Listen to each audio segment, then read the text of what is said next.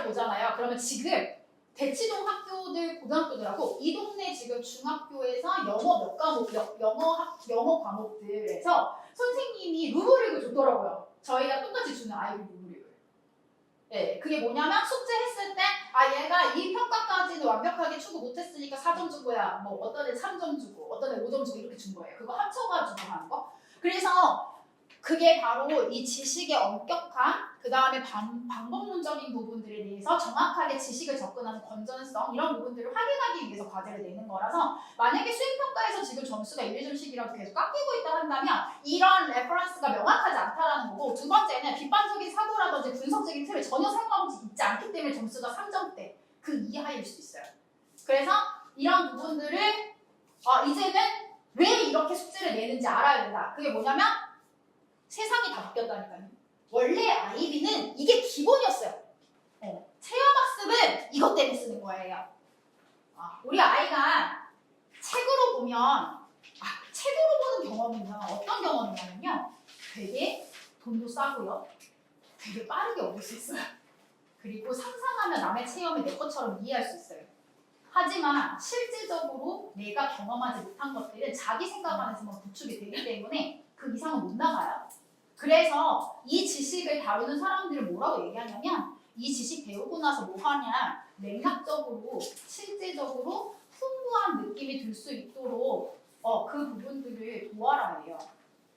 그래서 여행 같은 데를 가거나 내가 어떤 궁금증이 들 때는 실제로 그러한 경험들을 맥락적으로 비슷하게 체험해서 그 안의 내용들을 나만의 방식으로 풍부하게 만들어줬으면 좋겠어가 현재 교육의 입시 방향인 거예요. 내가 궁금한 점이 생겼어. 그러면 내가 궁금한 점에 맞춰서 여행을 가고 그 여행을 바탕으로 책을 읽고 글을 썼다고 생각해 보세요.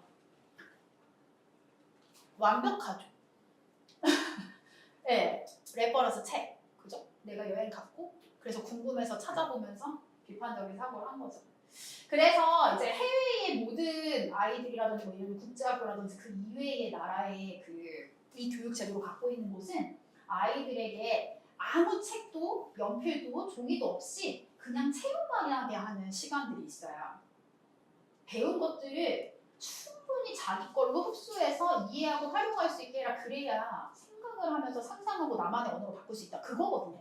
근데 지금 우리나라가 그 교육이 너무 안 되고 있다 보니까 이 교육을 확장시키자 해서 지금 현재 수행평가라든지 그 다음에 이런 제도들이 그대로 똑같이 나오고 있는 건데 이 제도를 전혀 방법이라든지 어떠한 연유에서 왔는지를 이해를 못한 상태로 계속 오다 보니까 활용을 잘못하시는 부분이 있어서 이 부분으로 대학 간다는 말을 계속 말씀드리고 싶어요. 왜냐하면 5등급제로 바뀐다는 것은 내신이 의미가 없다는 거. 사실 의미가 많이 없어진다는 건 맞잖아요.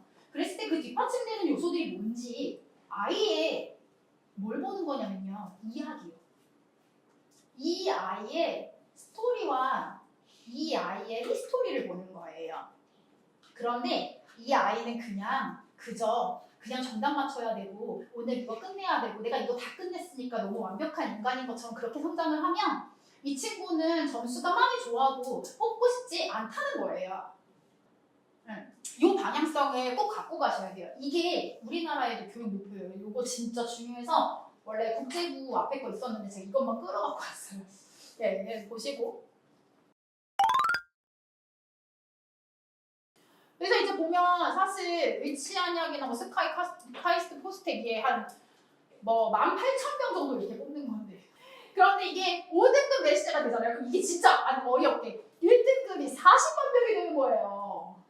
이게 지금 올 1등급이 4만 명이 가능하게 된 상태인 거예요. 그러면 우리가 어떻게 되냐 그랬을 때 정시 부분이 조금 축소돼서 이렇게 해도 수능이 60% 교과 역량 평가가 40% 된다. 뭐 이런 거고.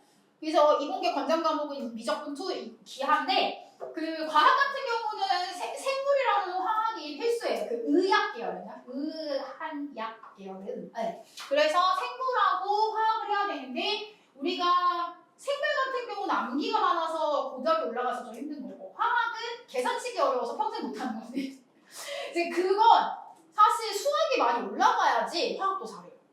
수학을 못하는데 화학을 잘할 수 있냐 못해요. 물리는 수학 진도 다 빼야지 할 수 있어요. 네, 물리는 수학 진도가 안 빠져있고 내가 탄탄하지 않은데 하잖아요. 어차피 암기예요. 과학을 이미 암기로 시작했잖아요. 그럼 끝났어요. 근데 지금 내가 암기가 아니고 응용해서 풀 수 있다. 그러면 진도 나가도 돼요. 그런데 내가 지금 수준 자체가 암기를 하는 수준이다. 그렇다면 지금 그건 과학 진도가 안 맞는 거예요. 수학부터 빨리 치고 올라가야 돼요. 많이 반복해서. 자, 이제 그러면 상대평가 5등급 기준으로 바뀌면 무슨 일이 벌어지냐? 이제 뭐 하면 당연히 1등급은 손해주죠. 근데 2등급의 나이는 너무 좋죠. 1등급이 됐으니까. 근데 밑에 애들은 더 최악이에요. 하위권끼리 다 붙어서 난 하위권이 돼버려 그냥. 애매하게. 그러니까 이렇게 되는 단계라서 무조건 좋은 것만 아니에요. 그래서 제일 잘하는 애가 제일 못하는 애가 최악인 상황인 거 있죠. 네, 그런 상황이어서 오히려 애매하게 2등급인 경우가 되게 많고 2등급이 되게 좋은 경우인 거고요. 그리고 변화는 이 정도로 변화가 된다고 생각하시면 돼요. 그래서 1등급 같은 경우는 이제 등급은 이득을 보죠. 그런데 변별력이 떨어지기 때문에 그 상위권 밀도 자체가 조금 낮아지잖아요. 그래서 그런 부분들이랑 이렇게 이제 3등급 같은 경우는 자기 등급이 애매해져요. 갑자기. 잘못하면은 완전 바닥이 되잖아요. 그래서 이런 부분에서 굉장히 애매하고 2등급 같은 경우는 어떻게 보면 구간이 좀 넓어지면서 되게 경쟁적으로 싸우게 되는. 근데 지금 보면 정규 분포표에서 우리가 가운데 지점에 가장 많이 차지하고 있는 지역이기 때문에 이 부분에서 지금 대학 갈 때 엄청난 경쟁이 있을 예상으로 이제 예상을 보여지는 거죠. 그랬을 때 우리가 어떤 게 중요해지냐 그러면 사실 학종 비교과 능력하고 수능인 거예요.